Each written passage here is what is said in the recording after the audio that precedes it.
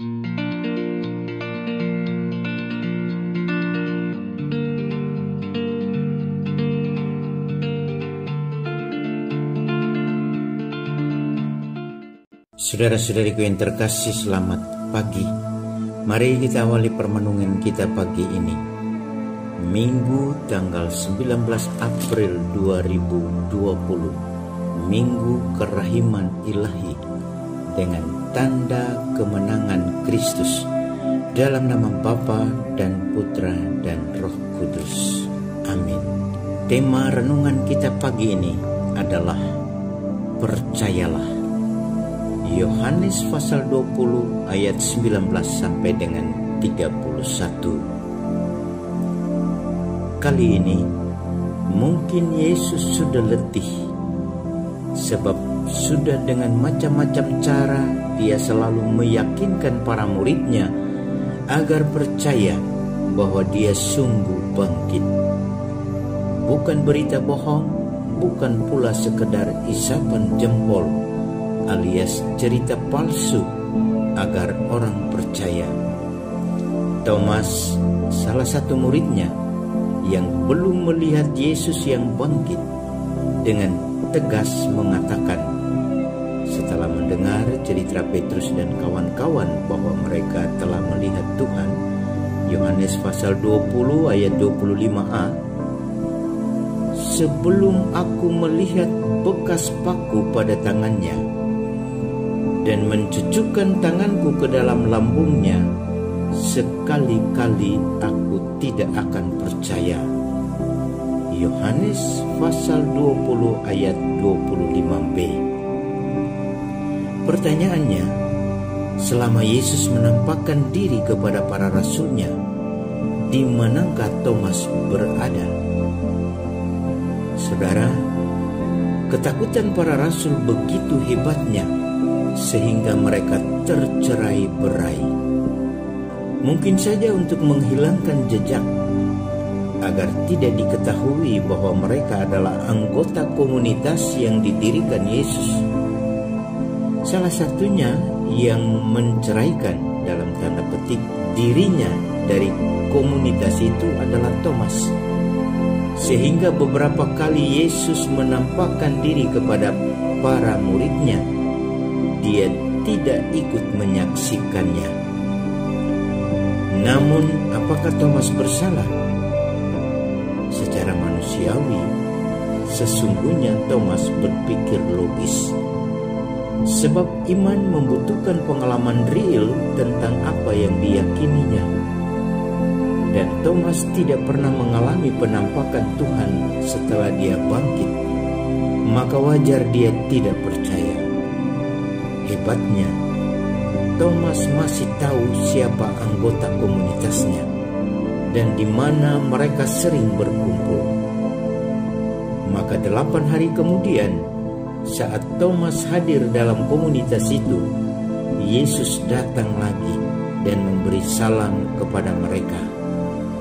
"Damai sejahtera bagi kamu." Yohanes pasal 20 ayat 26. Sebuah salam khas yang diucapkan Yesus bagi para muridnya. Yesus menghadirkan keteduhan batin bagi para muridnya agar tidak resah, gelisah dan takut, serta tetap percaya bahwa Dia hidup. Maka dengan tegas, tanpa basa-basi, Yesus langsung memerintahkan Thomas agar meletakkan tangan di atas bekas luka tangannya dan mencucukkan jari ke dalam lambungnya agar Thomas percaya. Yohanes pasal 20 ayat 27. Yesus menyuruh Thomas mencucukkan jarinya ke dalam lambungnya. Lambung yang tertikam dan keluar darah dan air. Lambung yang terbuka karena luka. Pada lambung itulah sinar kerahimannya mengalir. Maka Thomas yang belum percaya diminta untuk merasakan kerahimannya yang tak terbatas itu. Kita bisa membayangkan reaksi Thomas saat itu. Kemungkinan besar Thomas gemetar ketakutan dan berdebar kegirangan karena gurunya yang Maha Rahim itu ternyata hidup. Pasti perasaan campur aduk yang tidak karuan, sehingga Thomas hanya mampu mengatakan, "Ya Tuhanku dan Allahku."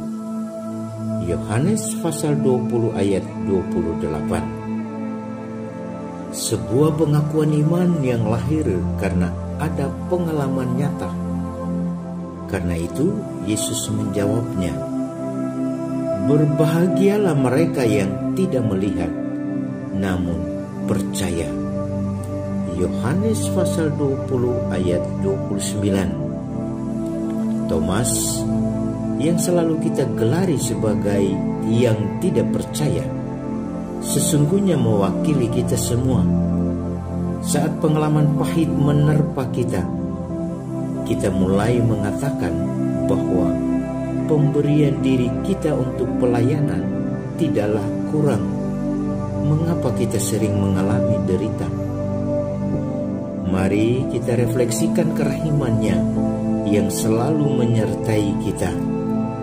Karena percaya kepada Tuhan tidak berarti harus bebas dari derita di dunia ini, bukan?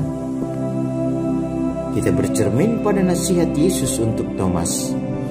"Ulurkan tanganmu dan cucukkan ke dalam lambungku, dan jangan engkau tidak percaya lagi, melainkan percayalah." Yohanes pasal 20 ayat 27. Iman selalu bersentuhan dengan yang kuasa, maka mengalami dan menghidupi kasih dan panggilannya menjadi syarat utama. Salam Cor Novum, hati baru. Dia yang Maha Rahim dan yang selalu hadir dalam setiap langkah hidup kita, senantiasa memberkati kita semua. Dalam nama Bapa dan Putra dan Roh Kudus.